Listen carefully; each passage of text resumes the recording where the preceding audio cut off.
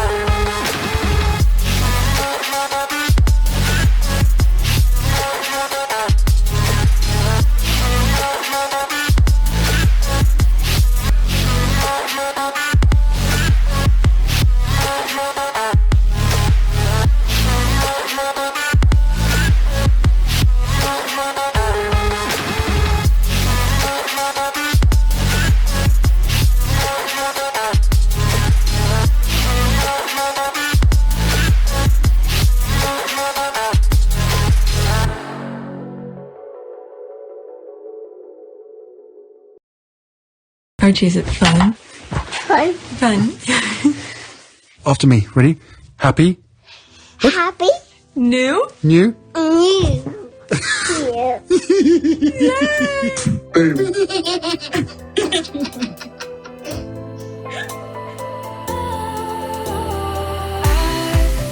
Was wrong to say I wouldn't change a thing, 'cause in the story of our lives, the best of times through colored glass, time rolls on enough to let me move on past, but every little now and then it creeps on back to shape my smile.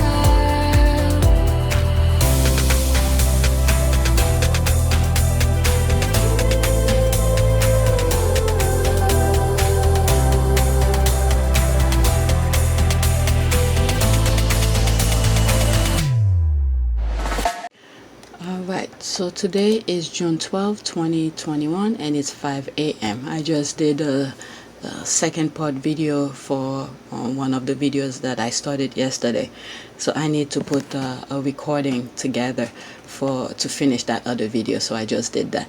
Alright, 1,102 subscribers.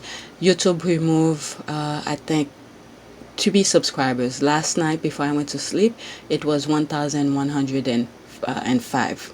Alright, so YouTube is still messing with me, and then they still haven't approved my channel. Alright, so there was something I was looking at and I thought I should share it with you. Actually, it's this, and I found it on Twitter, and then I'll go on the comment within Twitter of this. Alright, so let's just get started.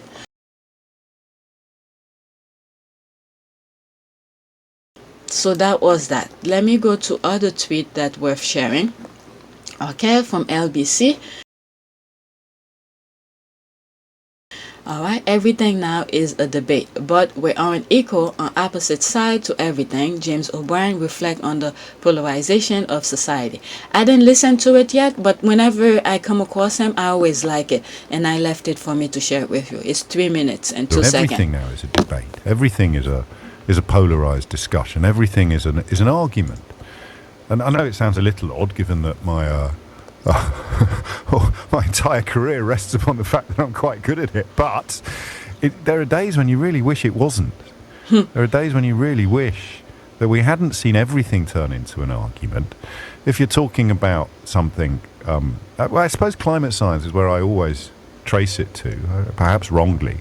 But if you've got 90% of the world's scientists saying X, and 2% of the world's scientists saying Y, or even not X, then somehow I feel news coverage should reflect that disproportionality, and yet it doesn't. You've got someone sitting here, and at this point I usually mention Andrea Leadsom and Pascal Lamy and the World Trade Organization, but you've got somebody supremely qualified to comment in the blue corner, and for reasons I don't grasp yet, there's a necessity now in the British media, and it's getting worse, not better, to have someone in the red corner arguing with the person in the blue corner. It's how you end up with some of the Good Morning Britain is perhaps the best example of this at the moment. It's obviously not a programme I watch because of my own schedule and my own timing, but these clips that then pop up on the telly, and you think they've booked who to talk about this?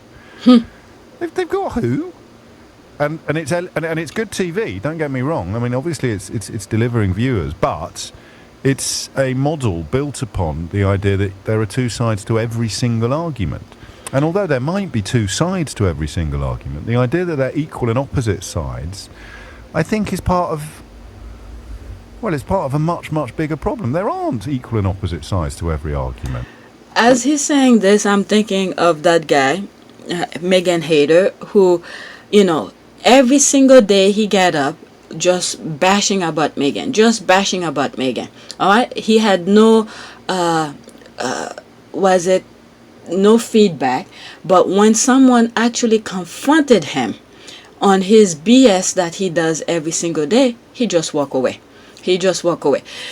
I mean, yes, there has to be two sides to every argument, but many of the media people tends to do is just it's very, the way they bring it is to cover up of other things that is being done, kind of thing. All right, they create their own silly narrative, their own silly argument to hide the fact of what really going on.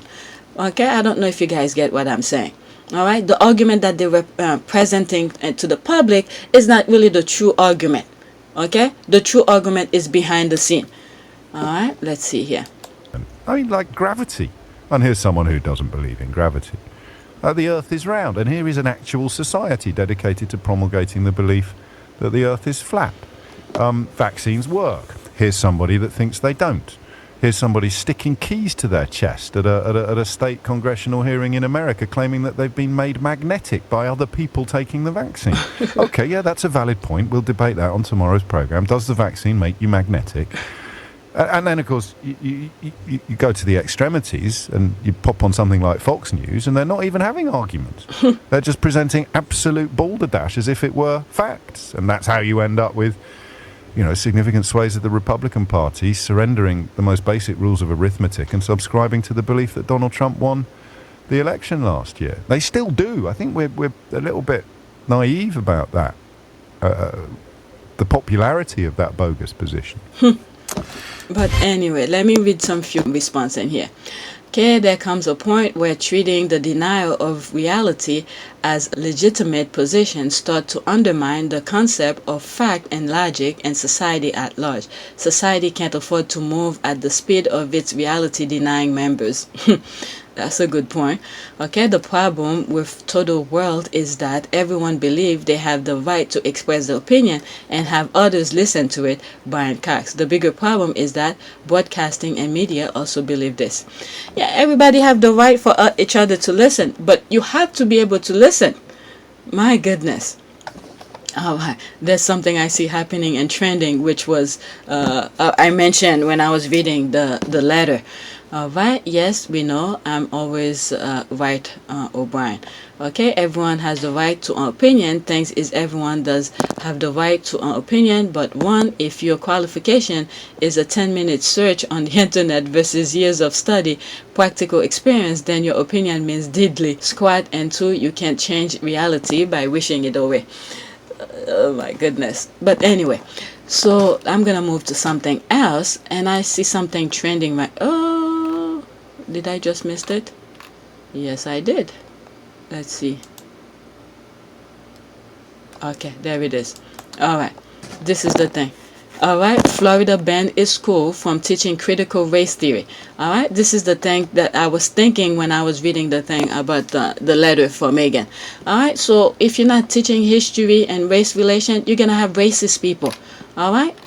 My goodness, I don't even want to go into it. Let me see.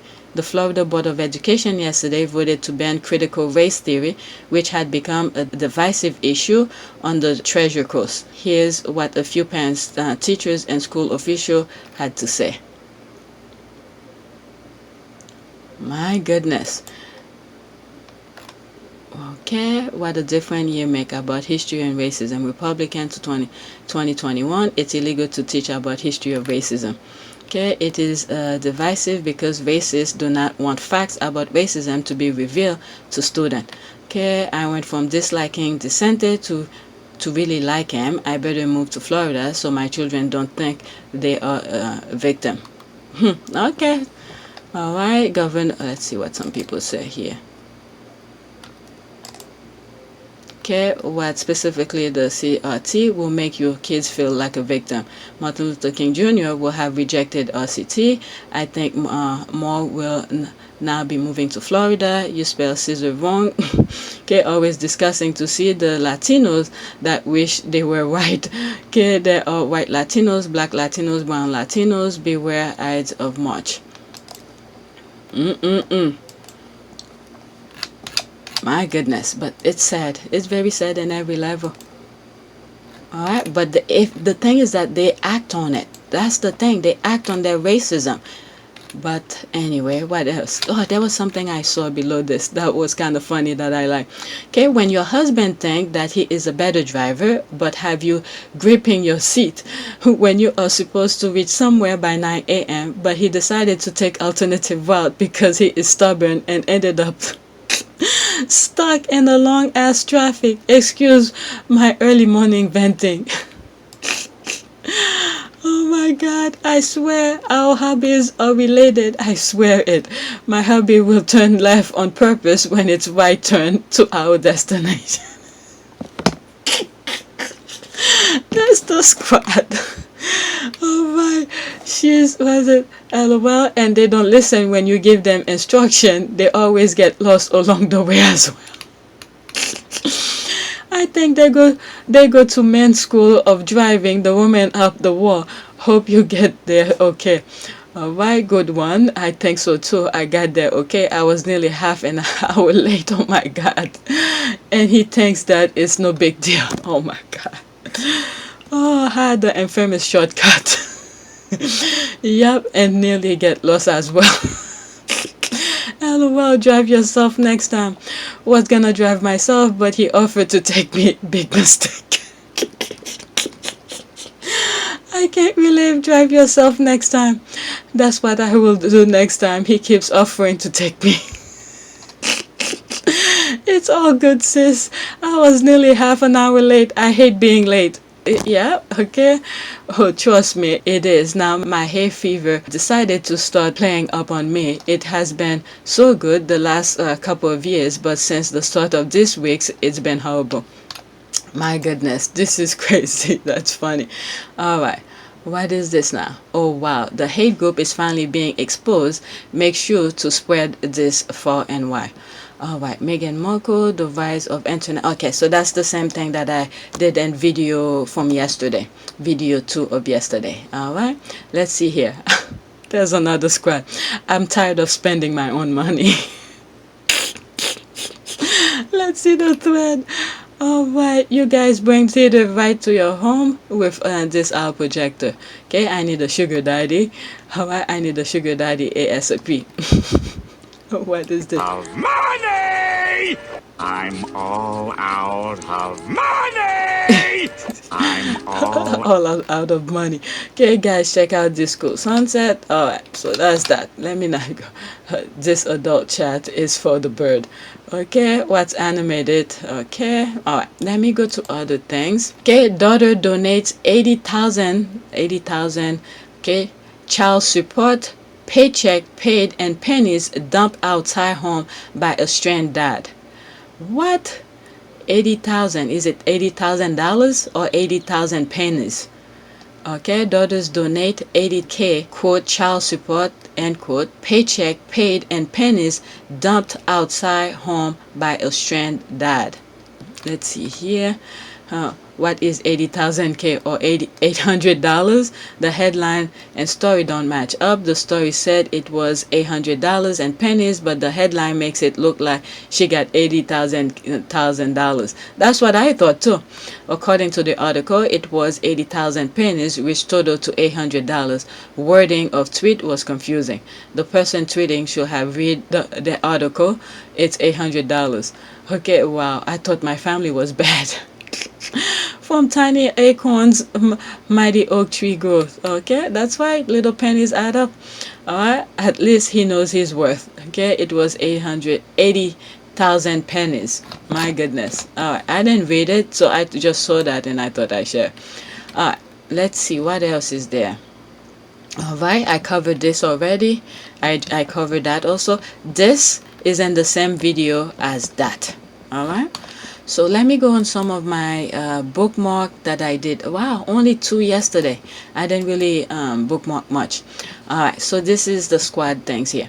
I remember reading a few years back that Harry used to purposely feed fake stories to his entourage in order to weed out the people he couldn't trust. Wonder if he's been doing this with Baldy and Chuck too. I know I would. Okay, so that's how we got the story about Lily being due on Philip's birthday. It was all a test of loyalty. Maybe. Alright, of which one of Harry's people fell immediately. That's devious and sneaky. I love it. Interesting. Okay, I have been saying this. He is absolutely doing this. He revealed himself a little when he spoke about looking at the agenda of the reporters telling the story. He is being very strategic, and I love it. Alright, I wouldn't be surprised either. LOL. Yeah, military tactic. He scored very well, and this and the army all coming handy. I don't know much. I know he did very well in his Apache test and all of that, but in terms of other things, because I remember when I finished college, I took a test to be in the Navy. I think I did pretty well. It was basic math, pretty much. I did very well until the guy who was taking the test and asking me where did I go to school and stuff like that. But the reason I didn't go and is after my family didn't really want me to join, but when I thought about it and I was thinking about, if I'm in the middle of the ocean and surrounding with guys and something happened to me, where would I go? I was thinking of being raped and all of that. At that time, I didn't even know these things were going on, but I thought about it back then after I took the test, and then I didn't continue. All right. Okay, Harry seems to have figured out how to work that institution and his family members. I think he gave them too much leeway when Harry and Meghan were still, quote, working royals, end quote. But as they turn on Meghan, then Archie, he know who his real enemies are. Okay, you're absolutely right. Okay, I didn't read this comment, but these are making sense now. Alright, 100 and they've been failing every time. It seems like Philip, the Queen, and probably Eugene have passed the test. Okay, me too, dude, me too. Alright, Harry said his father encouraged him to put his plans in writing to him, and then they got leaked. Yep. I remember that. Alright, Charles allowed his staff to liaise with the press. Palace staff have to follow their orders or else they are out. They fed Thomas Sr. the false story that they will be on honeymoon in Canada. It wasn't true, and Thomas Sr. is the only one they told. Of course, the tabloid got the story, so Harry and Meghan then knew that Tom Sr. was leaking info about them. Wow. See, these things I didn't know. That said, her own father. Yep. You guys should have seen me at the beginning of all of this. When I started, getting those information and stuff, I was giving Thomas Sr. benefit of the doubt. You guys would have hated me. Because I was giving him benefit of the doubt. But my goodness. But wow, we just need to pray for Meghan. Alright, this got me thinking. Someone need ask Charles if met the Lily through the video call. If he did, then that only reaffirmed that Harry trusts his father a lot more than he does William and Kate, because they are the source of the leaks. Alright. What else? Okay, this is not surprised that he will do this, especially now he has Meghan, Archie, Doria, and Little Bet to protect. I know I would. Right, we used to do this on the school bus when we realized that a girl that sat near us was telling her mom stuff that was then told to our moms. We fed her some real whoopers. Wicked, lol. All right. His soldier sense tingling. See, this is what makes him different from that lot. He strategizes. Okay, I think he fed the news about our niece being born on Phil's birthday. The Mountbatten Windsor have employed that technique for decades. Good on Harry for using it against them. Okay, that's good tactic, and I will do it too. I'm glad to hear he was always paying attention. Okay, I'll bet that's one reason they left. They knew they couldn't trust anyone. I hope so. He's not talking to them at all. All right, so I didn't know about this. All right. Next tweet, strategize. All right, next tweet. All right, so this comes under that. All right, let's see this. When your husband thinks that he is the better. Okay, so I did that already. I just did that, so it was on my bookmark. All right, did it change it anyway? I swear our hobby related. Yep, yeah, so I did that. Okay, we need person of color of keeping up appearance, except Hirachi character will be the hobbies. All right, next tweet. All right, let's see. I'm happy someone is finally starting to call out the bullshit, especially Murky's. May she realize she looks like a complete weirdo, but I disagree with the false equivalence with the Sussex squad, especially since the vast majority of us are women of color. Alright, that's regarding the article. So maybe I'm gonna put that with the other article. Alright, it feeds into the aggressive, angry black women or the quote dangerous ethnic person and quote troops. It also ignored that the evil journalists who push lies like Camilla Tominey only receive what she's dishing back to her. The difference is she can't take it. She could last a day in Meghan's shoes. Hence her, quote, I'm being bullied, and quote, cries. Yes, some folks insult her. We are human, but she can't even handle basic criticism. All journalists should know. If you are going to write lies, especially those with racist implication, there will be consequences. Okay, if Camilla and other royal voters were really concerned about their welfare and bullying, they write the truth. Instead, they choose to be on the wrong side of history as always. The first thing we learn in history class when learning about Princess Diana, the press abuse. It will be the same way when our kids learn about Meghan in history class. The first if they put that in history, it seems like these are the things people who have to go out of their way in learning. There's that thing I just read with Florida. They don't want to teach about racism and stuff like that. So this is what I said. If the squad don't speak up and do their own writing and stuff like that, we're not gonna hear the true story of Meghan. All right, we're gonna hear the BS narrative that we hear on the media. All right, so this is why we have to keep this up. History is written based on the eyes of the person who's writing it. All right, so that's the thing here. All right, it will be the same. And the other thing is that even if school don't teach it, but wherever we get the opportunity is to write the truth. So when people come across it, look at that article that was written in 2020. I just came across it about the pen-up letter about Meghan that when she was leaving the UK. All right. And I'm thinking about my son, my youngest in particular. While we were camping, he was talking to me about the Byzantine Empire. I'm like, what do you know about that? And he was telling me all sort of things. I didn't know about the Byzantine Empire until I was in college.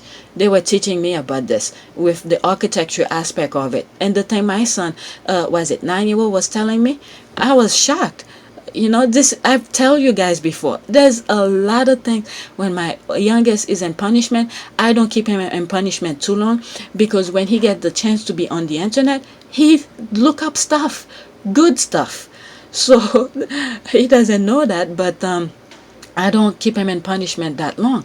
and stuff like that. So when he brought this up to me, and he was asking my oldest, oh, do you know when the Byzantine Empire was? And my oldest was like, no. And I brush it off to my youngest, because I didn't want my oldest to feel dumb or something like that, because I didn't know it at that age. And I let him know too, and I said I didn't know anything about it until I was in college. So I didn't want him to embarrass my oldest, who please, when he get a chance, he doesn't bother looking any of this stuff up. All right, so I cut him short and pull him aside and talk to him about it. I didn't want him to embarrass my son, my oldest. And he didn't seem interested to listen. It would have been nice to listen, but the way my youngest was going about it was to embarrass him. So I pulled him aside to just talk to him about it. It somewhat refreshed my memories too, because that brain, he retain information, things that he wants to. Believe me, things that he doesn't want to do, you could force feeding him, he will not get it. But things that he's interested in, it's like water to him. All right, let me continue. I failed to finish my thought why I brought the information about my son learning things from the internet. Is that even if school don't teach these kind of things in school, where they sit you down and listen and all of that, but if we're providing good information on the internet, that way when those kids are sitting down behind the computer, at least they could learn the real thing. Even though the school is not teaching them. So that's why I brought the information about my son. Because when he gets the chance to sit down behind the computer, majority of his time is looking up things that he is interested in. And this is why I only let him sit in the we have the computers different places, especially with being homeschooling and things like that, with Zoom and stuff.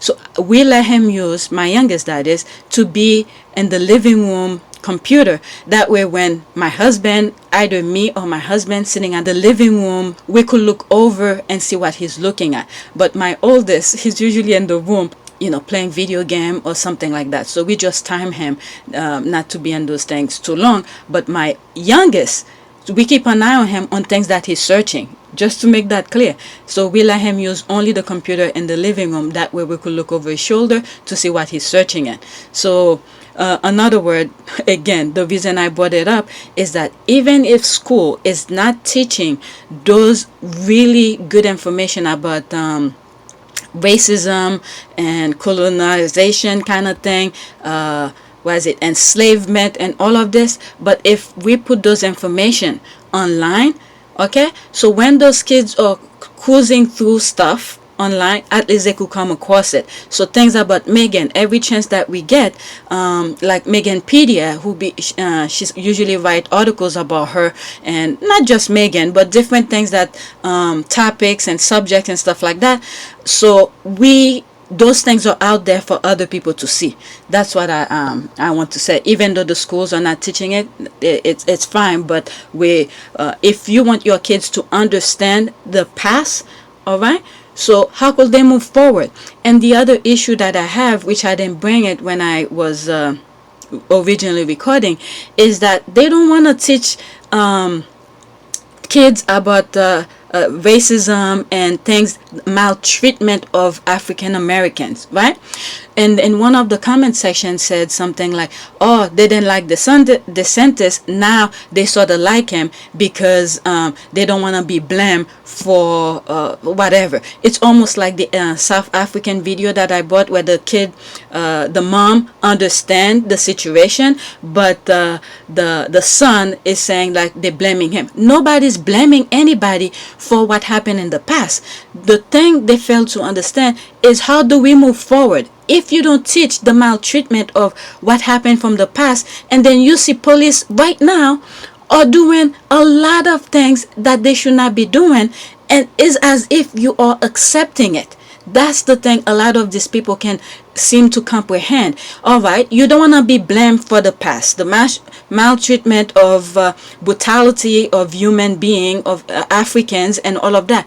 So you don't want to teach it, but yet in the present, you're killing them right there in the middle of the street.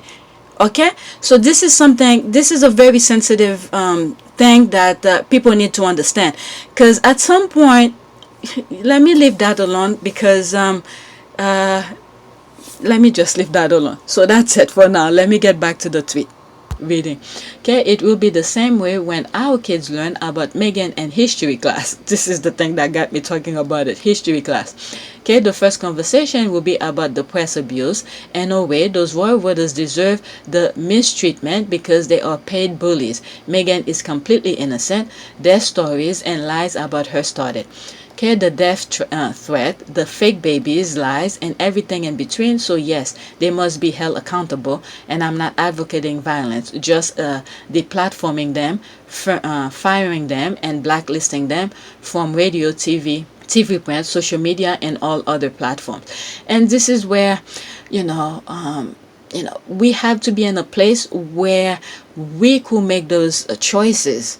Okay, like the Oprah kind of thing. See, Oprah could have a choice of not putting these things in her platform, this kind of thing.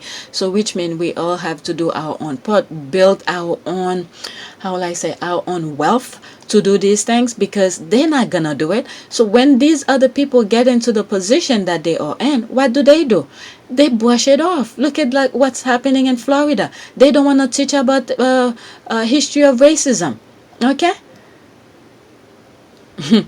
I mean, at some point, like I always use that level where you see the two balls on the level, and one is all the way down and one is up. And when you look at gravity, law of gravity, eventually the one that's on top, who think is bringing himself up, is gonna roll down. So we just have to keep on push back. No matter how much they putting themselves up, eventually they will crash.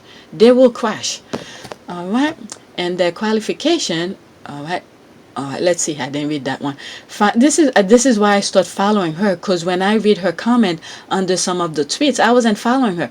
Her comments used to be not used to, or still are, very on point, very thoughtful, and I started following her, and it's because I follow her and I come across that. Okay, finally, fake psychologists who are desperate for cash should not be allowed to have YouTube channels. Whew, you won't believe the things that I come across. People who's talking about narcissistic behavior, about Meghan. I was like, what? It was something that was recommended to me, and I blocked it after I listened to it. I'm like, I'm not interested. And I see other one talking about it, and I blocked them. Except one, I don't think I subscribed to it. Is a lady. She wasn't talking about Meghan, but she was talking about something else that was very interesting. But I didn't subscribe to it because I know they're gonna lure you in, and then next thing you know, they start their BS.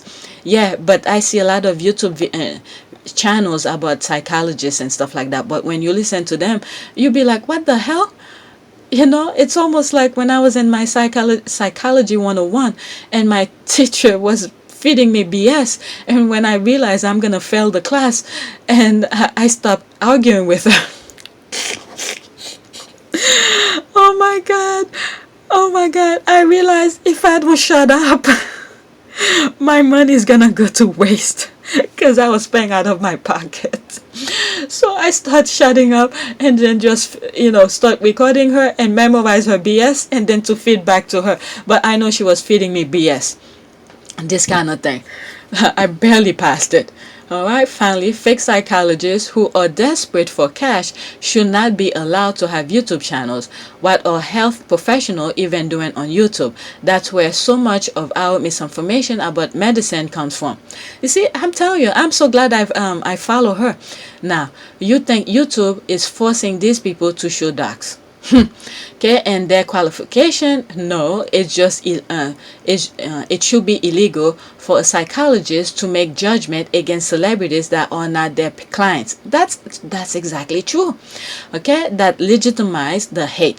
These Karens will never stop even after Meghan dies. My goodness, she is right on. Okay, the only thing I think that, my goodness, so much lawsuit that would be going. My goodness, this is why, I used to, if you look at my old videos, when I talk about things and I'll put my humble opinion and all of that, and I realized I got tired of putting the text, it's my opinion and stuff like that, to save me time and energy. I just put, it's become part of my screen. Okay, my humble opinion. Everything that I say is just my humble opinion, so nobody come and bug me. Because sometimes you have to state, okay, this is just your opinion. It's not facts, it's not anything. And if you hear the BS that I be saying about the spicy rice and all of that, so these are the things that many people need to be very careful of. And then when you put your opinion out and things like that, right? And a lot of the time I beep things out. It's not your videos, I cut them out. You'll see I start a sentence, and between the sentence there's a word that's missing. It's because either I don't find the things to back me up, even though it's my opinion. I don't find the either documents or the video that could back up of what I said, and I beep the name out. All right, it's not your video that your TV that mess up. It's me who literally did that. Okay, and their qualification. Okay, let me see here.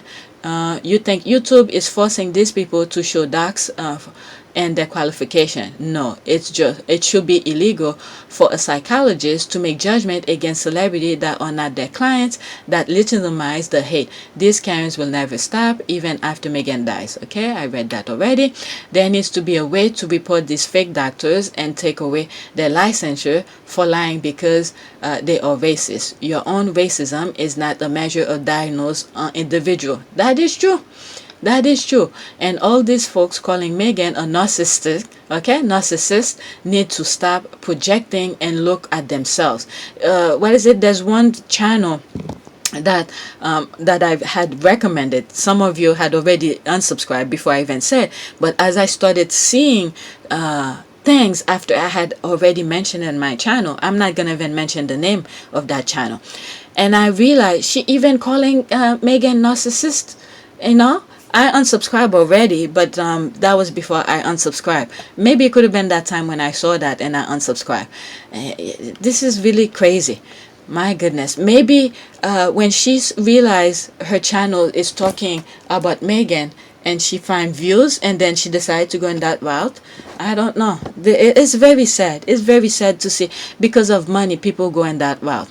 Look at me. My channel have already met all the qualification that YouTube have said for me to earn money on my video. It's been a month. It's sitting there.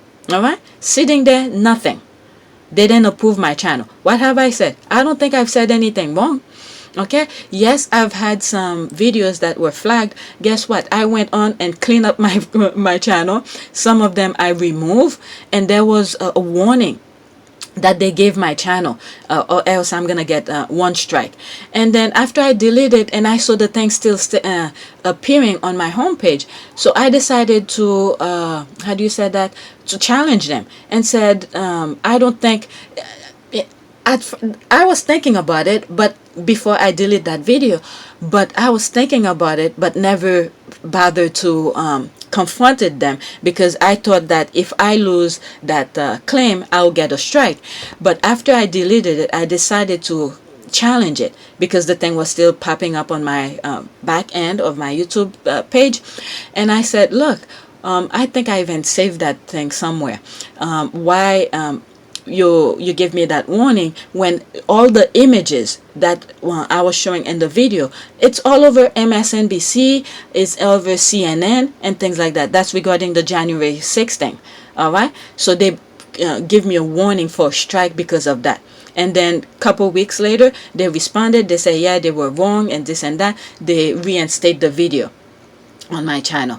So I didn't even check to see if it's still there, because I had deleted myself, but I don't know if they had kept a copy of themselves when they blocked it. So I don't know if it's still there. When I get a chance, I'll check. But they removed the warning. So in other words, the warning is almost like a strike one, and then you have 3 more strike to go about.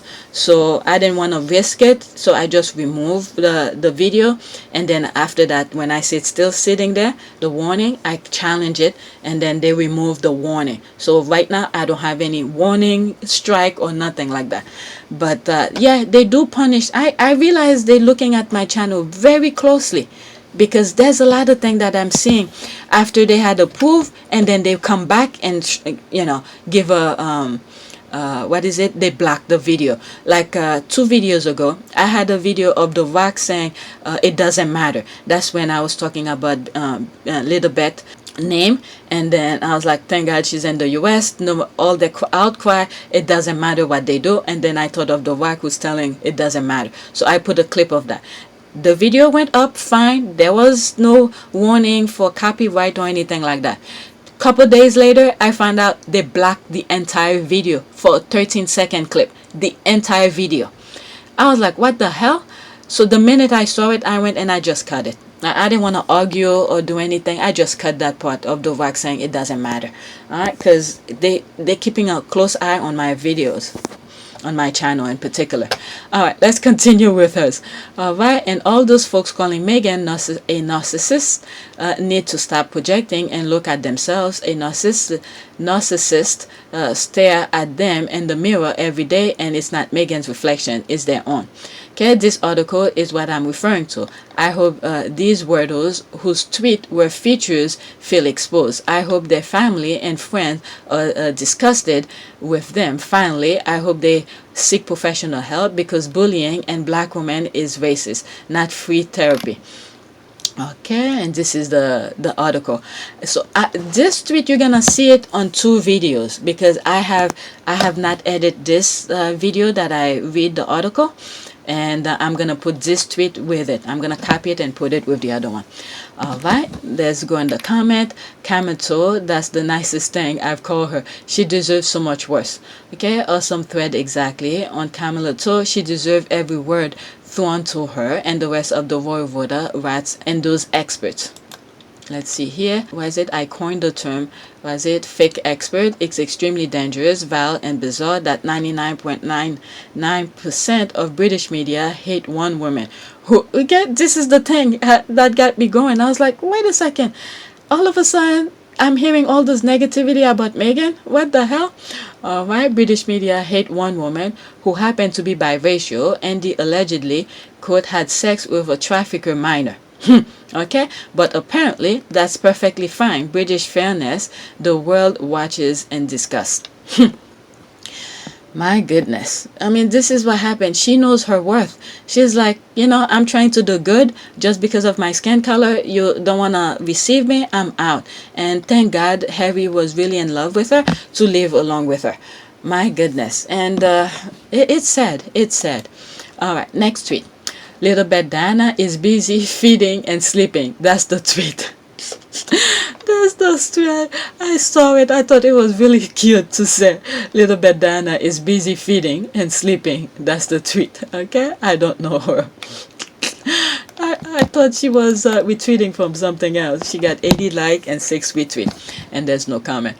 Alright, let's see it. That was it that I bookmarked. Okay, so I went over this already. Let me go to my notification and see what is going on here, because I didn't do a lot of tweets yesterday. We are thrilled to announce that the league, yeah, okay, I covered that already. Yes, I covered this. Okay, within 24 hours, the British media has moved from she was never asked. Okay, all of this, I guess I covered this already. Let me go to home.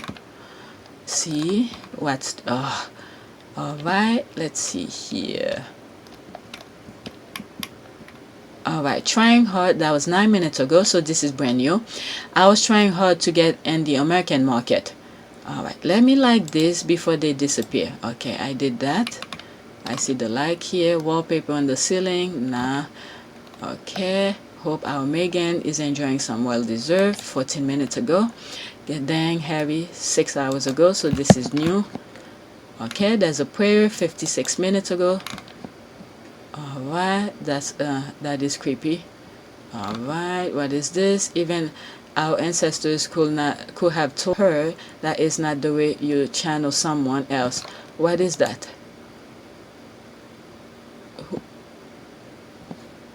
Okay, I don't know.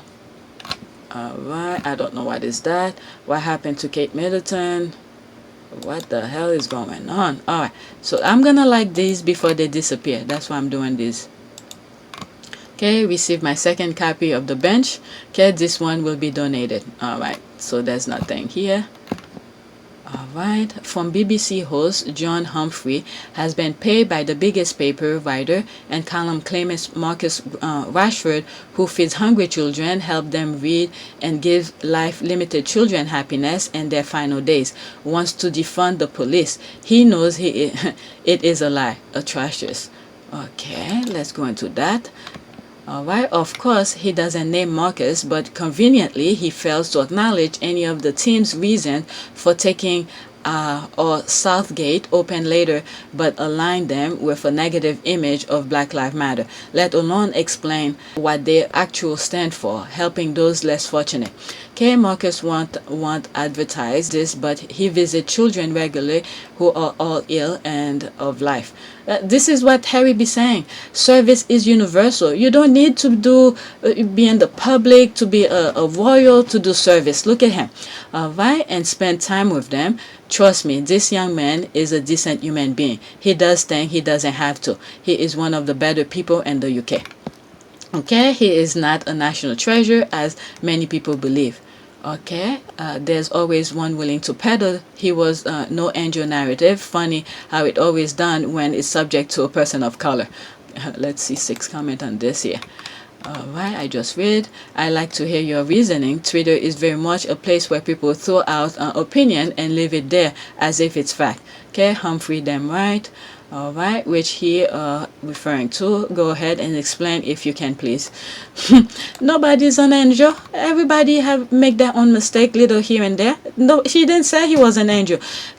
I think he said something like he wants to be the voice of the voiceless or something like that, because people are doing things. Look at that one of the tweet. No, it wasn't a tweet. A comment that I read under a YouTube video. A 17-year-old who was commenting on a video that the government is not really looking out for their future, that kind of thing here.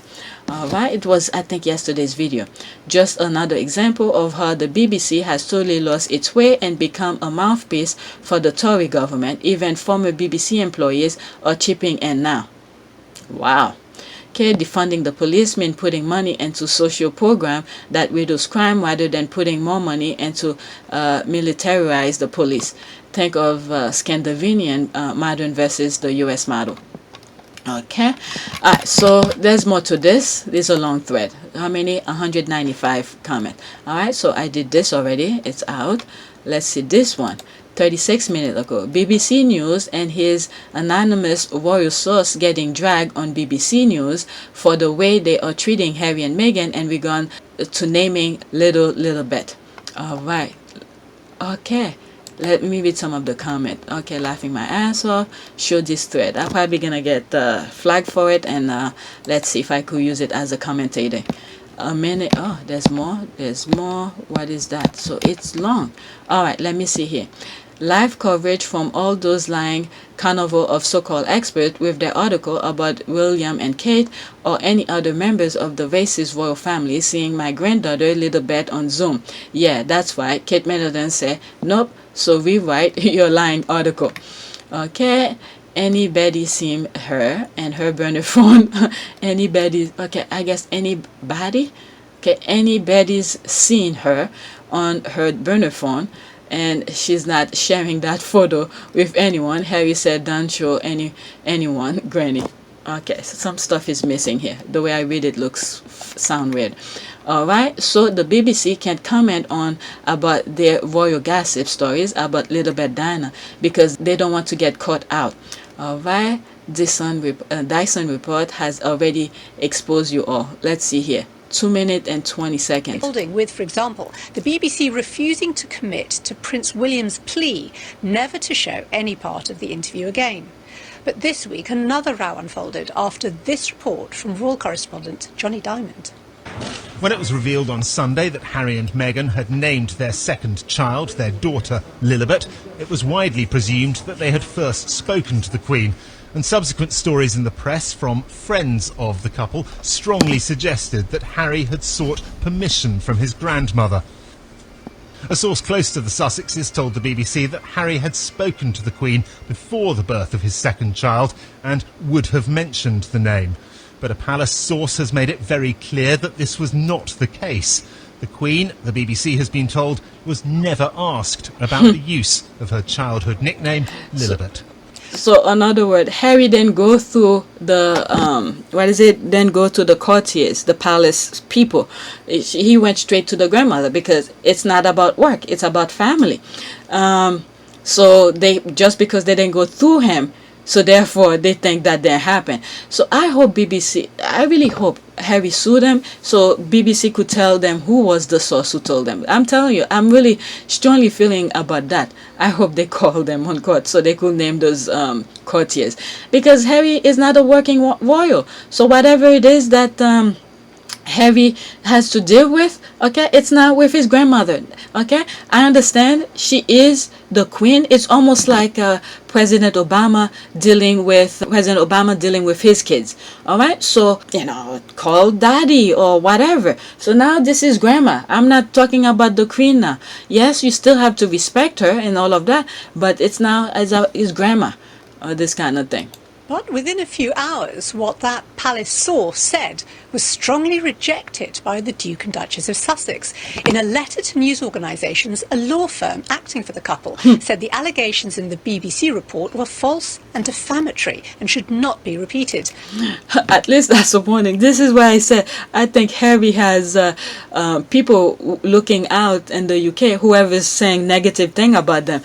He doesn't call them. He just sent his lawyer. You write this and then send them, give them the warning not to talk about me in the wrong way.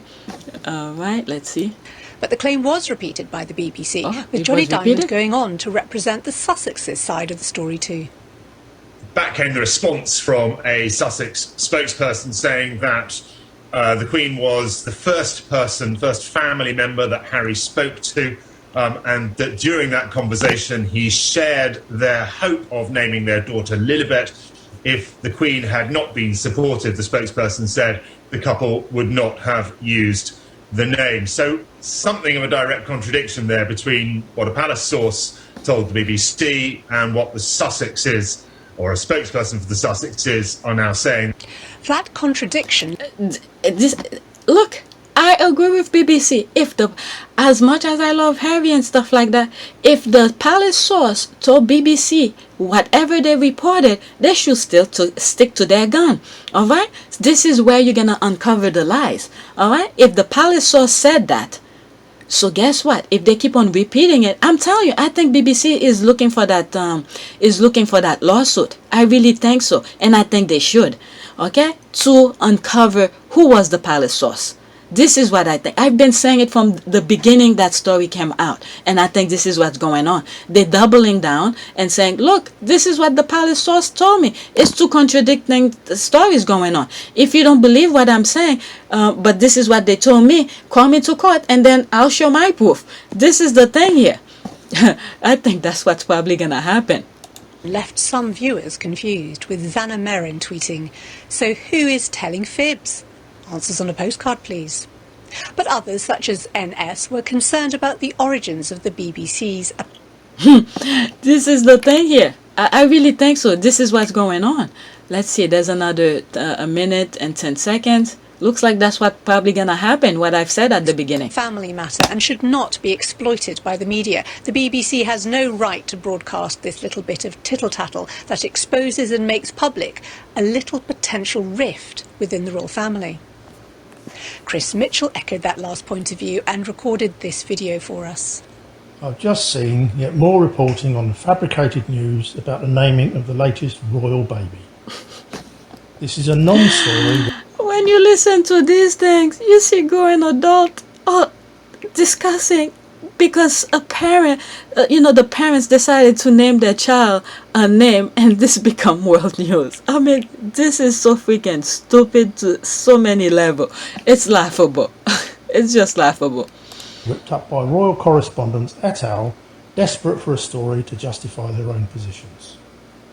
Please stop trying to create the news and stick to reporting it. Nobody needs to seek permission from anybody to use any name. That's right. So why spend so much time and effort reporting that someone didn't? Also, didn't Harry want to step out of the limelight? Let him. Well, we asked BBC News That's for their right. perspective on all this, but were told that due to the legal sensitivities with the subject, Legal. they would not be able to comment at this stage or put forward anyone for interview. Legal. That's right. It has become a legal battle here. If they keep on reporting, I don't know. You guys might disagree with me. I think BBC should stick to the gun if a palace source told them that. Okay? So they have to get the information through the palace. So the palace told them, so they reported it. All right. So now, if Harry said no, that didn't happen, guess what's gonna happen? All right. And then they double it down again. I think the first time Harry sent his lawyer to to give them a warning. Don't mention that again, or else I'm gonna call you to court. And they did it. They talk about it again, from what I just saw here. So Harry probably gonna take legal action because I sent you a warning not to talk about it. And let's see what happened here. Okay, he was fine until the step out of the limelight comment. Okay, I was thinking the same thing, or did he mean Harry is no longer working royal, so why are you in his business? Yeah, I think, I don't know, the last person who was talking, then Harry wanted to be, I forgot the term that he used, just let him be, which I agree with him. All right, so don't talk about him. And I don't think Harry wants anybody to talk about his private life. All right, look at this. When he wants to talk about his work, he just put it on his website. Okay, Archwell, and that's it. All right, you make whatever you want with it, but anything about his daughter, don't talk about it. He just, because so many people are interested, he put it on the website and said, my wife gave birth and stuff like that. But now they branch out of that in terms of name. You should not. I mean, this is so freaking stupid. Naming a child. All right, okay, that's what. Okay, I think he meant stop reporting on Prince Harry. That's what I think. Okay, maybe I just don't play about the privacy narrative. Okay, the BBC deserve to be dragged. Yep. Okay, thanks for sharing. BBC has stuck in a lie and risked a trial. I don't know. I don't think BBC is lying. Okay, it's the royal water who fed BBC a lie. This is what I think. The palace feed. Okay, the palace fed BBC a lie, and BBC report the lie. Okay, the same thing that goes with those newspapers. All right, they go on lie and it spread like wildfire. So the palace feed BBC a lie, and then BBC report the lie. So now, if Harry decided to call BBC to court, and BBC could still say, no, I'm not lying. This is what the palace source told me. So now, who is the palace source who told you that? Now you name the name. Okay, now you go after the source and say, how did you know that I didn't speak to my grandmother? This kind of thing. All right, this is the connection that I see here. I really don't think BBC is lying. I think it's the palace source who created the lie. And then now, they never been checked before. Those palace sources, they never been checked. And this is how I think Harry's going to get them. All right, I don't think Harry's going to leave that alone. And I think this is how Harry's going to get back to the palace. Not the family, okay? It's going to get back to the firm for doing what they did to him with his wife, okay? This is it. I think this is it. All right, laughing my ass off. They thought they could smooth things over after Diana or Bashir by messing up with another Diana. Bless their hearts. Okay, thank you for sharing. The BBC deserve criticism for the nonsense non-story. Again, I don't know. It's really not a non-story, but it's where BBC get the lie from. All right, so it's like sharing a lie that they didn't know the originality of it. Okay, bravo, he is absolutely correct. They are supposed to report news, not create it. Sorry, bastard. I knew the BBC would back down. Have they taken the story off the website yet? Thanks for sharing. Meghan was right. They create the news instead of reporting the news. Okay, OMG, Jesus Christ. Spot on. A non-story, they saw it then. Okay, it then get traction with the fail, so try the BBC. Okay, thank you for sharing. Love this. Both the reporter and BBC need to be held accountable for the lie.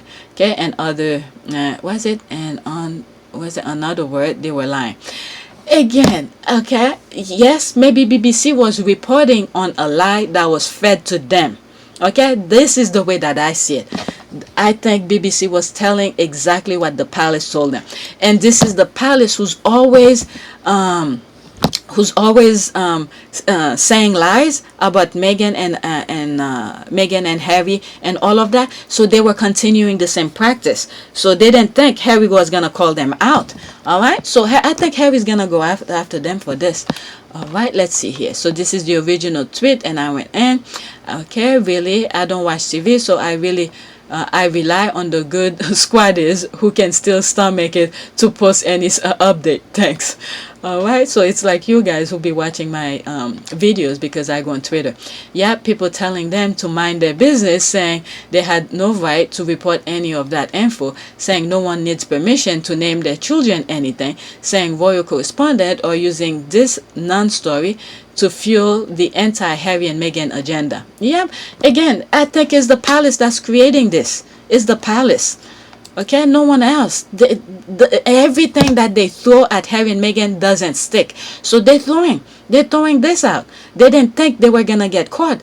So let's just see. If that goes the way that I think and BBC stick to its story, all right, now they're going to know who's that palace source is. And I think this is how they're going to rat them out. All right. Yep. People telling them to mind their business. Okay, I read that. Maybe not. Yep. People telling them to mind their business, saying they had no right to report on any of that info, saying no one needs permission to name their children anything, saying royal correspondence or using this non-story to fuel the anti-Harry and Meghan agenda. Okay, I hope we get more objective people like this man on TV. The man said, mind your business and start reporting on actual news. Okay, I'm dead. Okay, it's backfiring on them. They're not fooling the public. This is what happened when you overplay your part. Instead of reporting on real news, they fabricate lies and package it as news. BBC used to be respected. Now they are the same as tabloid. Shame on them.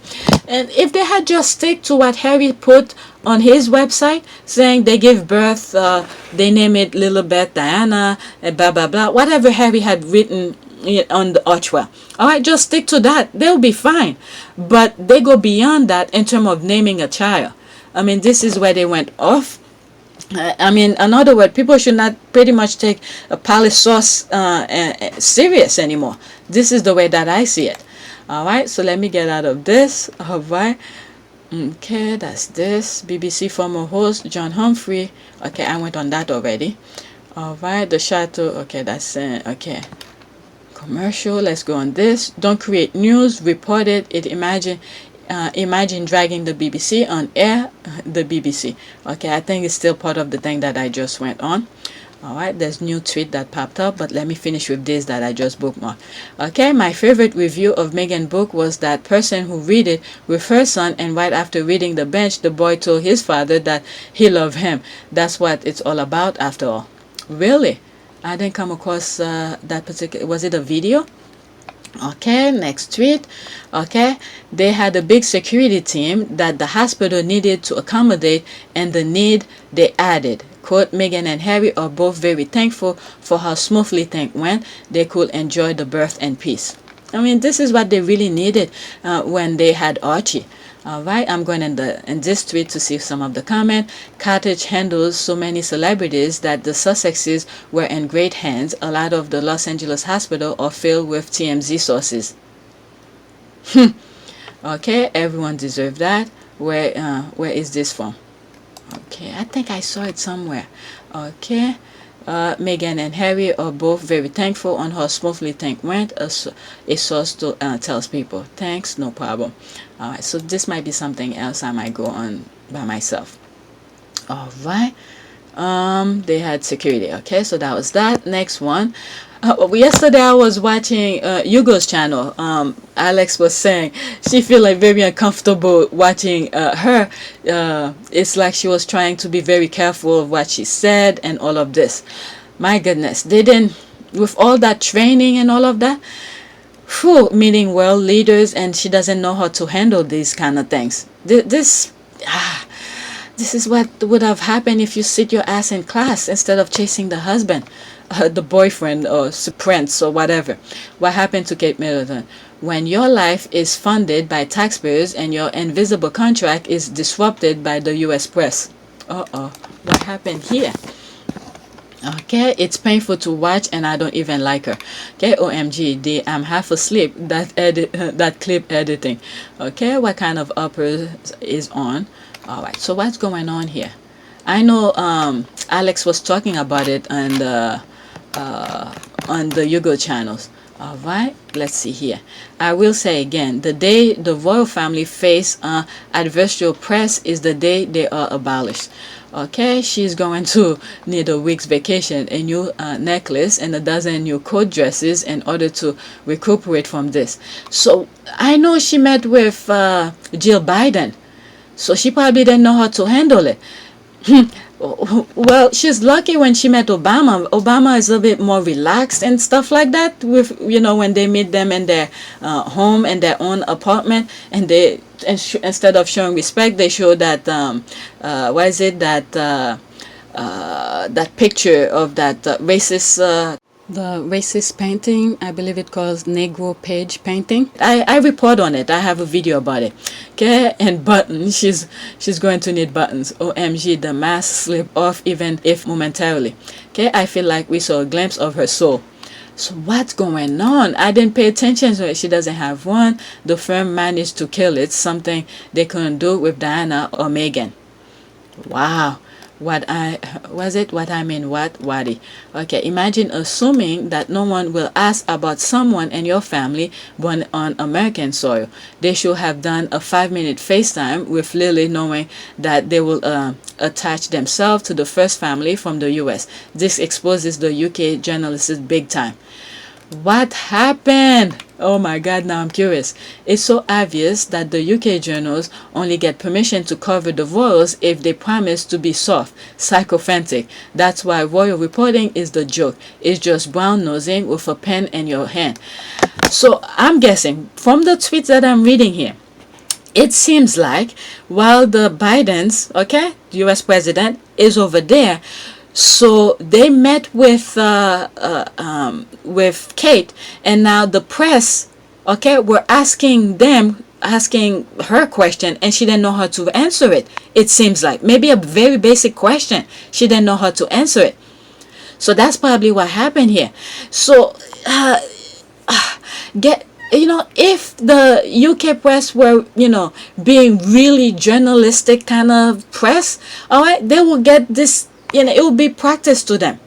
All right, but they want to be soft all the time, so you never get the practice. And this is what I be saying with Harry and Meghan. They've been giving them so many hurdles after hurdles. They know how to jump the hurdles. So when they left the UK and taking their security and all of that, so their brain were on overdrive to know what to do next. Okay, this is the thing here. If William and Kate were put in the same position as Harry, they would have failed big time, because they never put in a position of difficulties where they have to jump the hurdles. So a basic question. Okay, I didn't even see. I'm jumping the gun here. I didn't even see what happened, but I'm assuming this is what happened, in my humble opinion. Okay, and I'm going with what Alex says on Yugo's channel. The royals and their advisors need to go back to the drawing board if they want to get involved in international diplomacy. For them to assume that no one will ask this question is the most entitlement I have seen regarding their relationship with the UK media establishment. What is it? I've said this. The royal voter is setting them up to fail. Okay, this is little step at a time. All right, if you do it all at once, it will be too dramatic. All right, people will call foul. So they're doing it little step at a time. Okay, little step at a time until it can no longer stand up anymore. All right, so this is the thing that's going on here. The royal voters is setting them to failure. And you see what happened with Harry and Meghan. Harry was the voice of reasoning over there to speak to, he was Harry. In other words, Harry was too close of a voice of reasoning to all of those people who were in line to the throne. You got you got his brother William, his father Charles, and the Queen. Okay, and Harry was the only one who could say, "Look, these people are telling you stupid things. Don't listen to them. This is what you should do." This kind of thing. Guess what they did? They divided Harry with them. I've said this before so many times, and the others are so stupid enough because they want to hear good things. Hearing good things doesn't mean it's the true things for you. All right, they're saying it to you, so you don't see the truth. All right, I've said this so many times. So once they divide Harry with the family, now they could do the damages as they please. Okay, little at a time, they chipping them off, showing their stupidity to the world, and embarrassing the country to the world, little at a time, until everything is exposed, and then people's gonna say enough is enough. But if they do it all at once, okay, like a bomb just exploded, people's gonna be shocked. Who did that? Why did you do this kind of thing? No, they do it little at a time. And then those courtiers are like revolving doors. Okay, the way Trump does with his people, hiring people and then to take care of one job and then fire them, hire the next one to take care of one job and then fire. And then this is the thing that's going on here. These courtiers, the whatever royal voters and all of these are revolving doors, doing one thing. When it's done, they get rid of them. This is what's going on here. Okay, the royals, and okay, this is my humble opinion. I never step in the UK for me to know all of this, but the things that I'm seeing here, there's evidence and stuff. That's my only conclusion of these things. All right, the royals and their advisors need to go back to the drawing board if they want to get involved. And okay, I read this already. Okay, the media were the one who outed Andrew's relationship with Epstein, which is more than the American media have done. The Clintons, the Gates, Hilton, Musk, Trump, etc. There's so much more. What is it? One of the family, the Brits family, what is it? Mountain or something like that, that was blown up in the boat or something like that. It's the US who knew or something like that. But anyway, she went into robot model, lol. Thus, this is the real Kitty, the one that the real world don't want the world to see. Madam face at rest. In other words, Harry and Meghan knows if they Zoom call Little Beth, Zoom pictures will make the front page of the Daily Fail and Company. That is true. Alright, which is really sad when you think of it. Alright, they want okay, this is the thing. I knew they were meeting or something, but I didn't follow it. Okay, so if Harry goes and do Zoom call and all of this, they're probably gonna record it and then show it to the thing. I mean, Harry will be pissed. My goodness. Okay, or not that much. All right, feed her, JB. My goodness. I don't even want to click on it. That's good enough. That's good enough. You could imagine who's there. There's Jill Biden. I mean, this is a professor. You know, the amount of information, knowledge of and ingenuity in that brain over there cannot match this. Who was a party girl? There's no way. Okay, her talking to her, it's like, I don't know. I can't even compare her to something, because the amount of information, knowledge with First Lady Biden, my goodness, it doesn't compare with this. I'm sure when she goes and meet with President Biden, she's probably shaking her head and say, oh my God, who did I just meet? Okay, the thing about this picture is, look how tight her dress is. She thinks she looks fine or good or not emaciated. Nobody is telling her. My goodness, what the hell? Kate, when there is unrehearsed question, she has to give an answer to. Does not compute. Okay, OMG, that's even worse. Now I'm curious to find out what's going on. Okay, there's the squad. No, but I didn't. I'm telling you, when I black you, I black you. Smile and then oh my goodness, what happened? Okay, hello IT, have you tried turning it off or on again? Turning it off and on again. Okay, is this real? Unfortunately, yes. What the fake smile? Wow. Need to add this GIF to comment on stories written that she is delighted. Okay, that is insane. And they say Meghan is the actress. OMG, that face at the end. Oh my God, almost like caught off guard, and after finishing the answer, she is like, what the F? Wow. Okay, okay, now I'm curious. I said I'm gonna mind my own business, but I need to, okay. Kate Middleton family. Middleton and Okay. Oops, I just said Jill Biden. Maybe. Okay. What is this? Any videos? Okay, there's a minute video here. It's on YouTube. Jill Biden and Kate Middleton wear matching pink. Kate Middleton and Jill Biden visit school. Okay. Jill Biden and Kate Middleton meet for the first time. Okay, so let's go to this one. Okay, I don't know if I'm gonna be flagged for this. At one point, Kate was asked about Meghan and Harry's newborn daughter, Lilibet.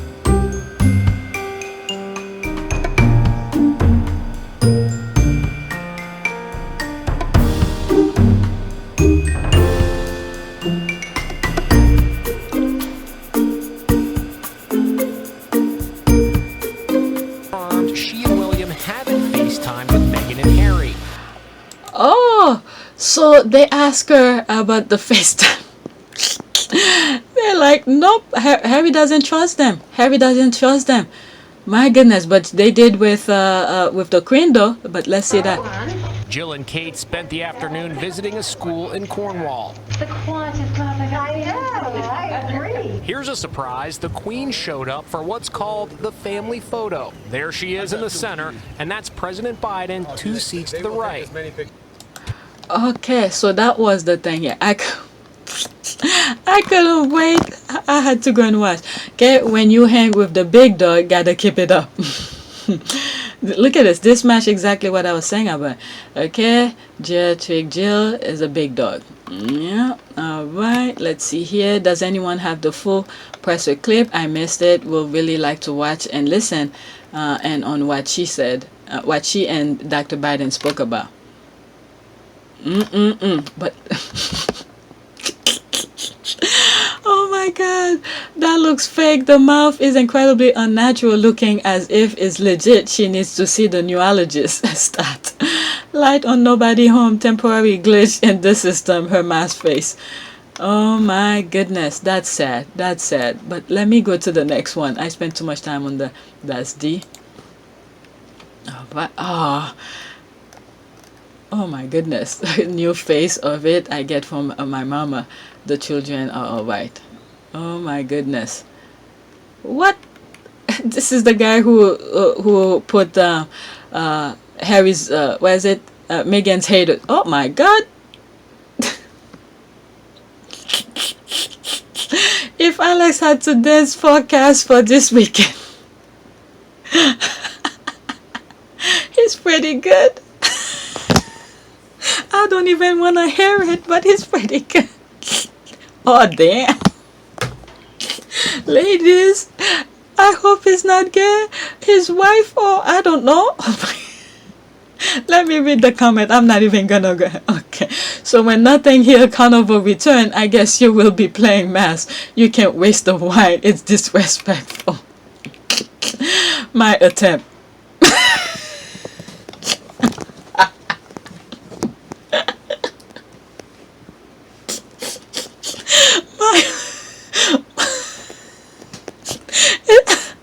She's still shaking. She's still shaking her body after the thing fell on the floor. This is so chaotic. Okay, for some reason I think tag little Dibobo. Okay, I will now continue scrolling my timeline. Oh hello.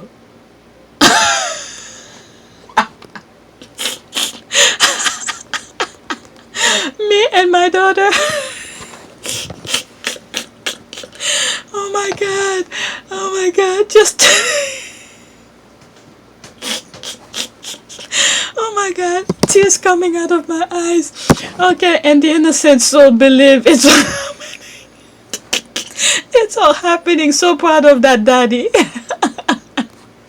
The innocent soul. Look at her. I see you, Alex. That's what I'm saying. I see him. Just stick to telling me if I need effing code, pal.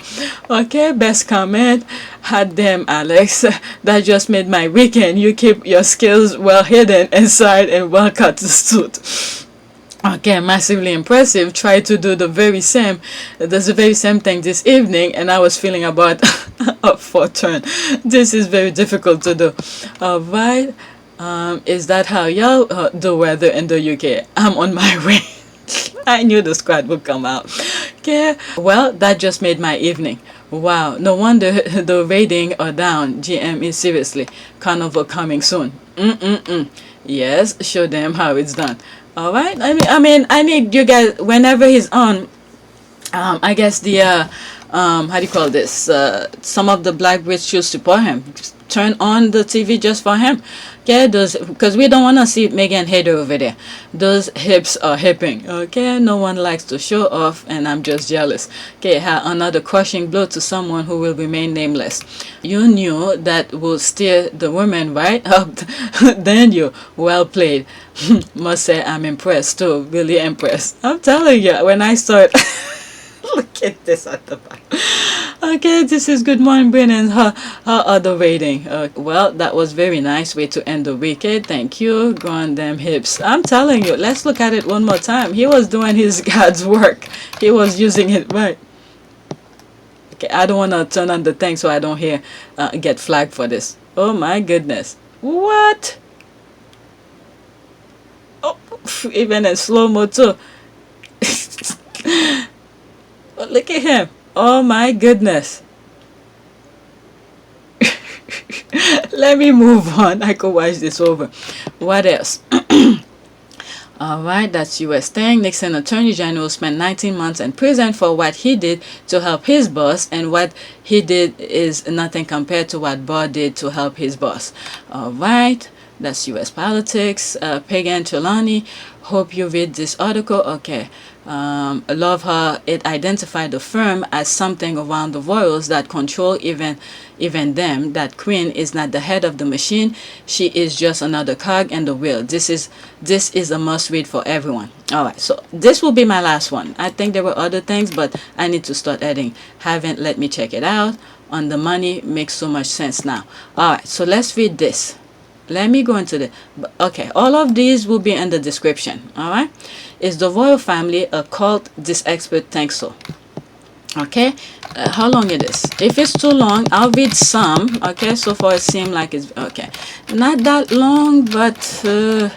okay, let's see here. 20 hour 25 minutes. Okay, extreme exclusivity, bizarre rules, secrecy, lies, isolation, psychological warfare. If you put cult and the royal family, okay, that's in quote, on either side of the Venn diagram, these points will fall squarely in the middle. All right, I told you this what is it? Other videos I've said the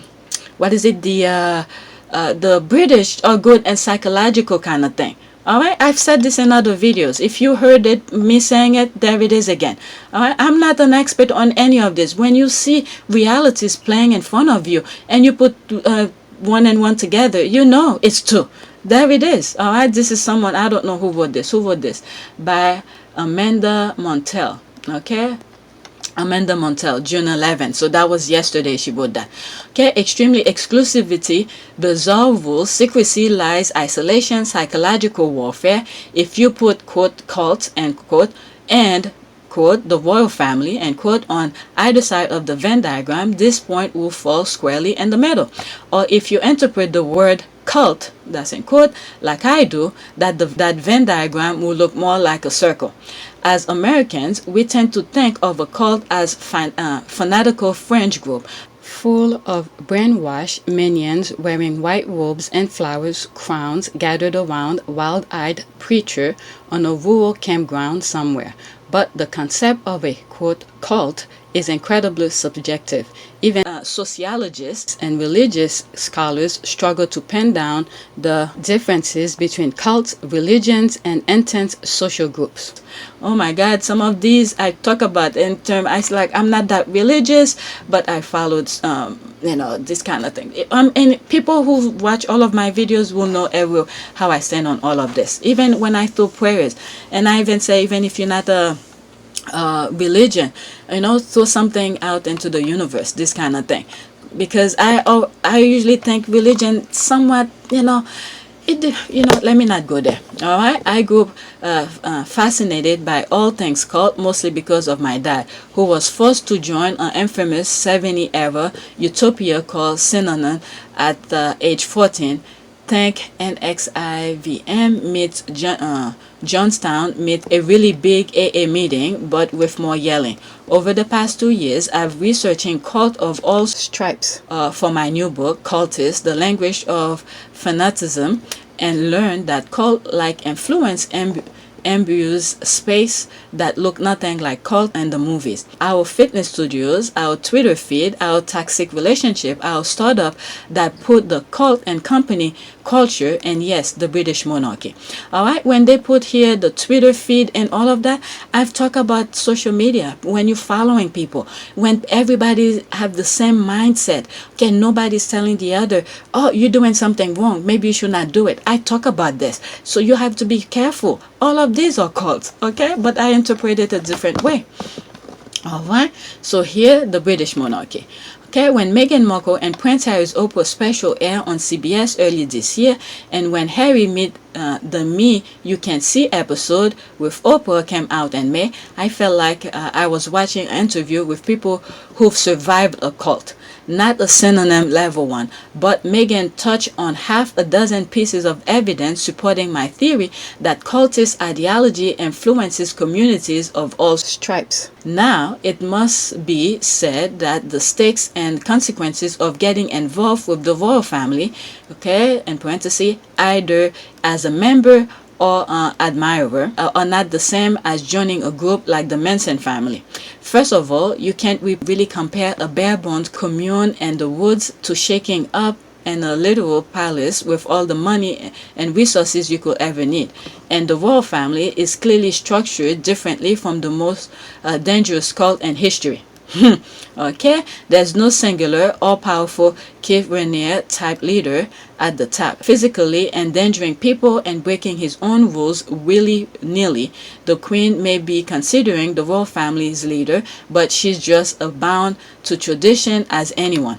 Okay, and yet this lack of obvious power center is also part of what makes the cult of the royal family so insidious. When the Queen issued a statement in response to the interview's allegation claiming that, quote, some recollection may vary, end quote, she also said the issue raised would, quote, be addressed by the family privately, end quote, but this isn't just a private family. In their interview with Oprah, Meghan and Harry referred, quote, the firm, end quote, a sort of pseudo-royal deep state, hazily defined force that secretly control both the royals and the 400 employees who support them.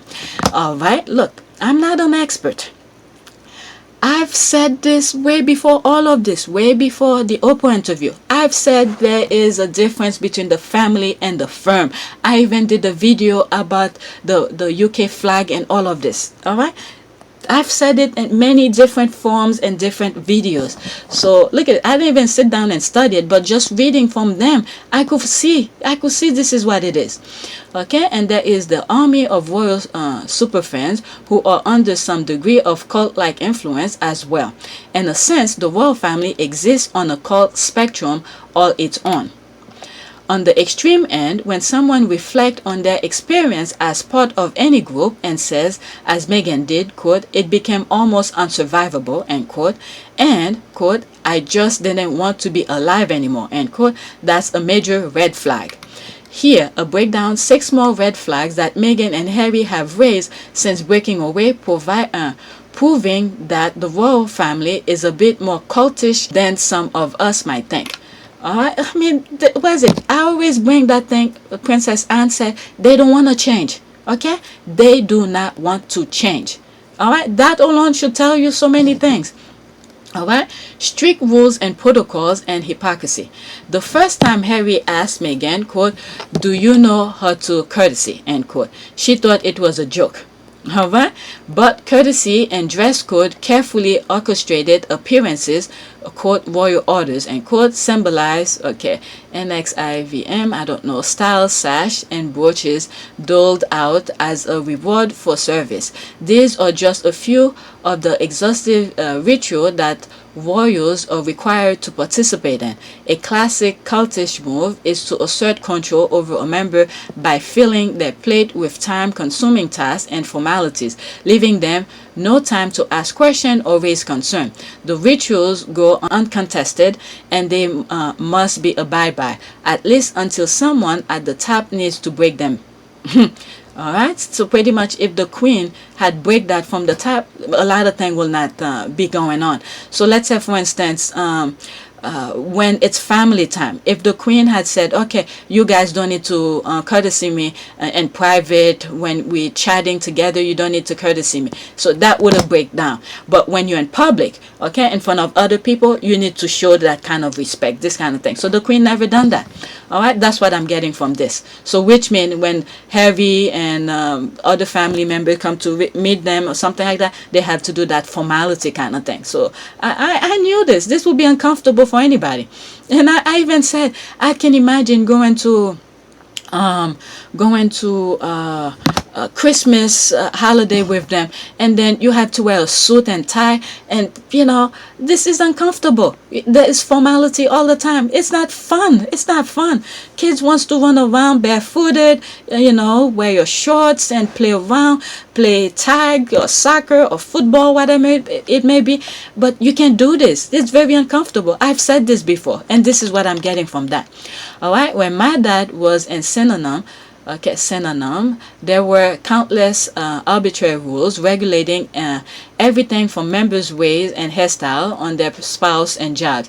These rules applied to anyone but their charismatic leader, who was allowed to change the rules whenever he wanted. This is similar to the hypocrisy Meghan described when she recalled how the royal family refused to defend her against the venom of the British press, but often did that for Kate Middleton.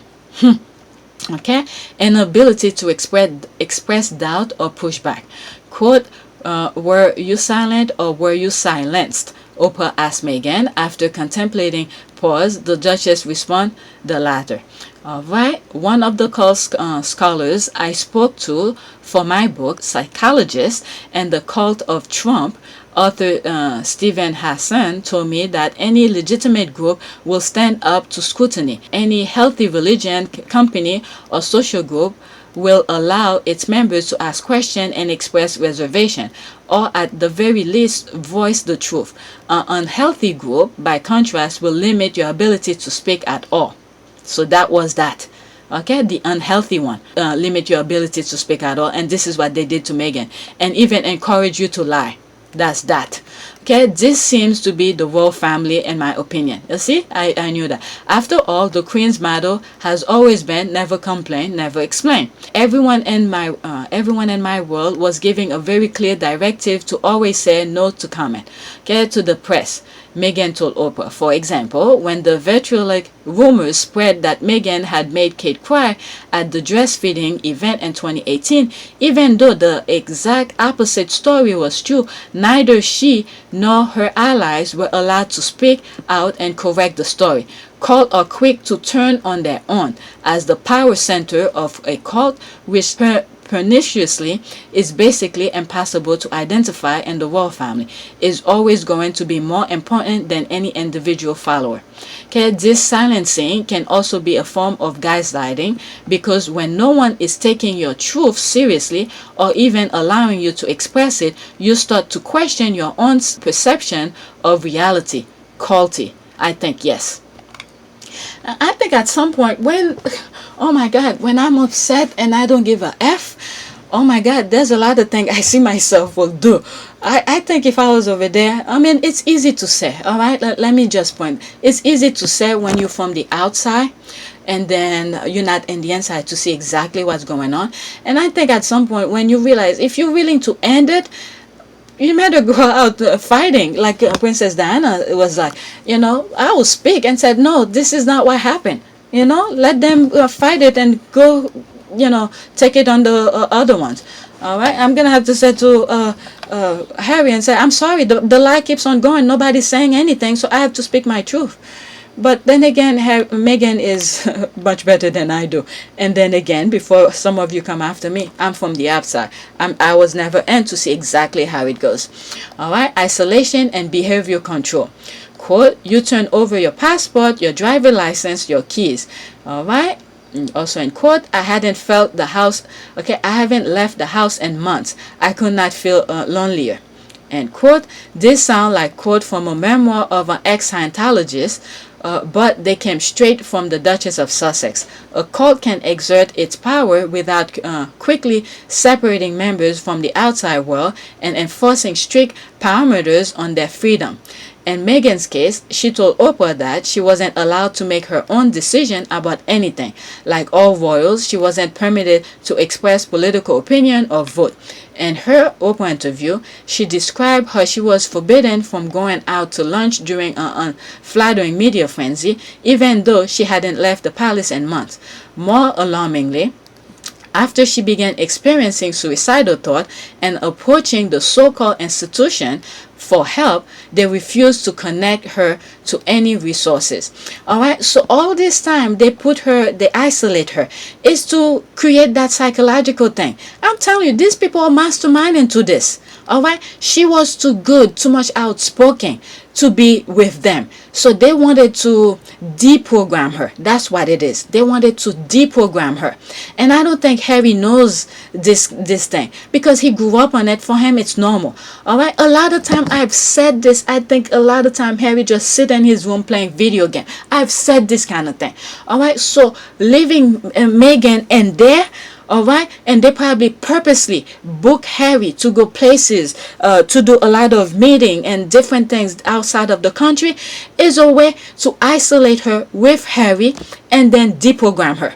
That was the rule. That was the not rule. That was the plan. Okay, to deprogram Meghan. And then you see, once you start doing this kind of thing, you're by yourself. You've never been by yourself before. You're always outgoing, talk to your friend, hang out, look at in one interview, one of her co-stars was saying one Saturday morning, Meghan came to her house after, they were working late, and her husband had to fly, go out of business, fly out for business, and she was in the house with her girls only.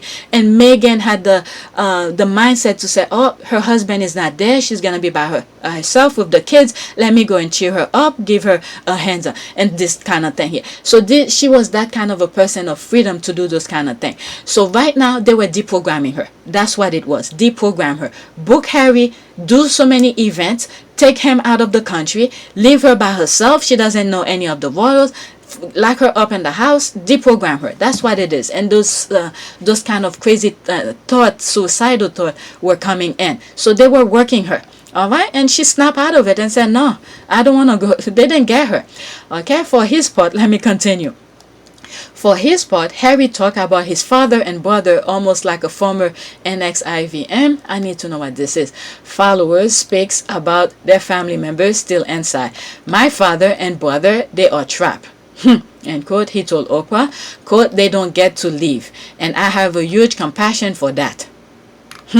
Okay, insidiously, in a cult-like environment, this level of control doesn't seem like isolation, at least not at first, because the group paints it as a privilege.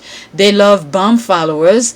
Okay, it's love bomb followers, okay, with flattering and attention, leading them to believe that only the most special, superior people are granted this experience.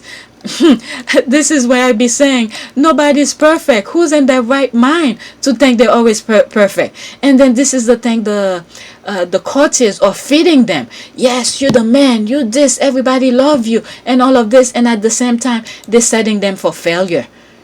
My God, and I told you guys, Harry was the only voice of reasoning. Harry was the only person who stepped outside of the wall of the palace to see the real world and see how things really work. But these people are confined in the palace thinking, everybody loved them. Okay, many of these, I don't know why I'm not surprised. I've said these kind of things in many shape or form in different ways. Okay, my humble opinion kind of ways, my uneducated way of saying it. I've said this before. All right. Then, when a member complained about later mistreatment, the cult leader turned it around, asserting that if someone lucky enough to be included and the group isn't happy, then there must be something wrong with them. And this is why they were using the word royal. They think of it as prestige. They want it to be exclusive, this kind of thing. I've said this before. These people don't have anything to offer people, nothing valuable, nothing physical of their own will to pick up things, physical kind of thing. They only use imaginary stuff, okay, intangible stuff, words, and this kind of things. All right, I've said many things like this before. All right, without any support on the outside, followers decided the cult leaders must be right, that they'll make the best of it and stay. All right, so my goodness.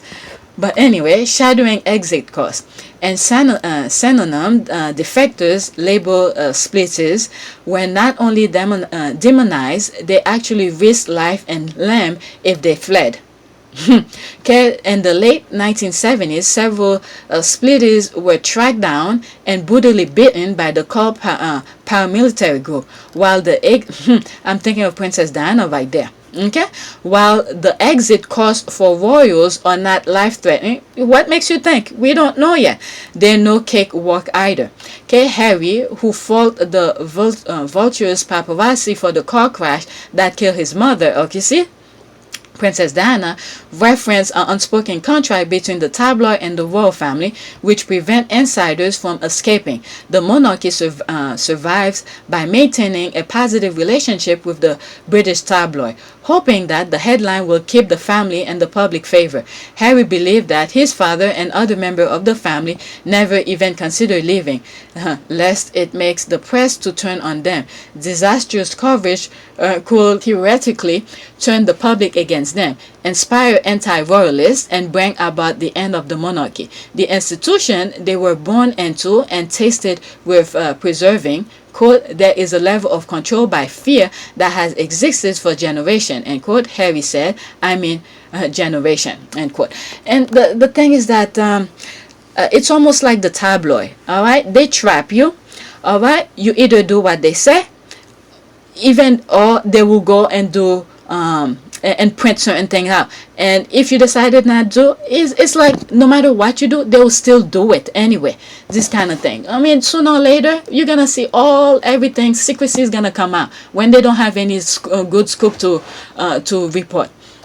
Okay, U.S. versus them attitude. Cult maintain power by creating enemies. Okay, whenever something goes wrong, cult higher ups redirect negative attention onto lower ranking followers and outsiders. And synonym, okay, my dad saw this unfold nightly during activity called the synonym game, a ritual wherein members were forced to subject each other to hours of vicious personal criticism. It was pitched as group therapy, but really it was a means of social control. In the royal family case, while superfan rally around the tabloid, Kate Middleton versus Meghan Markle feud, and other violent narrative, the royal and their communication reps set back, allowing the public to condemn Meghan and continue to worshipping them. Though Meghan was told that palace staffers were doing everything in their power to protect her from the press, in reality, they appear to be more than comfortable positioning the independent, outspoken American as a contemplating outsider. Yep. So all this, again, that other tweet article that I read, I'll put all of those links in here so you guys could check them. What is it? What was I gonna say? Let's see. They appear to, yeah, where they all those social media people bashing Meghan and all of that, and then the squad were saying under their posts, there's a lot of hate things. They don't shut it down, they don't stop it or anything like that, but when it's them, they know where the button is to shut the comment section out. All right, so this is the thing that is going on here. So when the public is doing the work for them, they just sit back and let it happen. but when it's them, they went on to work to shut the comment section down.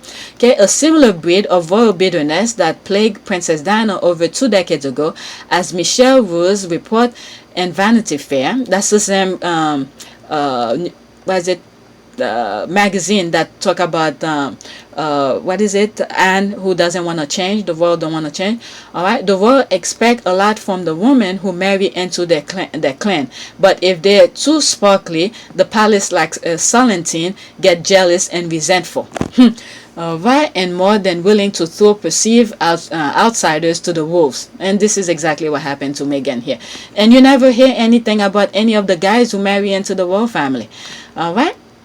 Quote, I did anything they told me to do because it was always through the lens of, quote, you will be protected, Meghan told Oprah. Not only was I not being protected, but they were willing to lie to protect other members of the family. That's a good way of breaking down that thing. Look like I'm reading everything. False promises. Speaking of lip service, quote, if nothing like what it looks like, end quote, was one of Meghan Markle's first admission to Oprah during their interviews. Actually, as I'm reading this, before I lose that thought, I'm looking, there is a global thing that's going on right now. Okay, you're looking at and down south and Florida, they don't want to teach history, and then you're looking at in the UK, they're closing libraries and all of that. There is a collective kind of thing that's going on, because now the world is seeing the hate for what it is. So there is a collective force of preventing the full truth to come out. Even though if you search it, you will find it. But, you know, to sit people down and teach them those kind of things, they're preventing that from happening. Okay, there's a collective thing that's going on around the globe to prevent that going from happening. You see this going in the US and stuff like that. Okay, that came to mind. I had to say it, otherwise I'll lose the thought. All right, it's quote, it's nothing like what it looks like, end quote, was one of Meghan Markle's first admission to Oprah during their interview. Some might argue that the royal family can be a cult, because cult are evil by definition, but no cult is 100% evil. If they were, no one will ever join or stay. If you ever been in a toxic relationship, this might ring a bell. Every time, okay, everything seems great in the beginning, a lot of grandiose promises are made, and then slowly over time things get more sinister, until one day you look around and wonder how things got so bad. Okay, Diana had said this. Okay, at the beginning, when she was a guest, they treat her well, they treat her right, and everything was right, perfect at the beginning, until she married into the royal family. So did Charles's family. They liked me. They were very good to me when I was a guest. What's that mean? We used to change when I was a daughter, and my positions changed. Alright, Stephen Hassan described how dangerous cult used 3 kinds of deception: omission, distortion, and outright lies. And all this, we see it played out. They paint a rosy picture and fail to tell you up front what's really required of your membership. Sound familiar? Alright, Amanda Montell's book, Cultish, The Language of Fanatism, is now available for pre-order and hardbook, ebook, and audiobook. So $25.75. Alright, so I'll put the link of this article in the description. I think this is a very good breakdown of the Oprah interview. Alright, I think this is a very, very good breakdown of the Oprah interview. Alright, so I'm almost 2 hours. Let's do a prayer. Okay, prayer for friend. I think that's what I'm thinking here. Prayer for friends. All right, I don't know why I thought of that, but that's why I can. Okay, Almighty God, we entrust all who are dear to us thy never falling care and love, this for this life and the life to come, knowing that thou art doing for them better things than we can desire or pray for. Through Jesus Christ our Lord, amen. Lord, please give my treasure, friend, love, and blessing without end. Amen. Alright, I like to go and image it so I could put that on the thumbnails. I feel like I did this already. Let's do this one. All right, this looks a good one. A prayer of gratitude. Lord Jesus, you love your friends and demonstrated acceptance, encouragement, and intimacy. Thank you for the friend you have given me, for the rest found and knowing acceptance, for the blessing found and being encouraged, and for the heavenly touch of intimacy that comes to the rich inheritance found in you. Thank you. Amen. All right, so this is it. Please take a moment to subscribe, like, and share. Check the description. There's a lot of links. I'll be putting some of the things that I articles and things like that that I share with you, and you guys could check it on your own.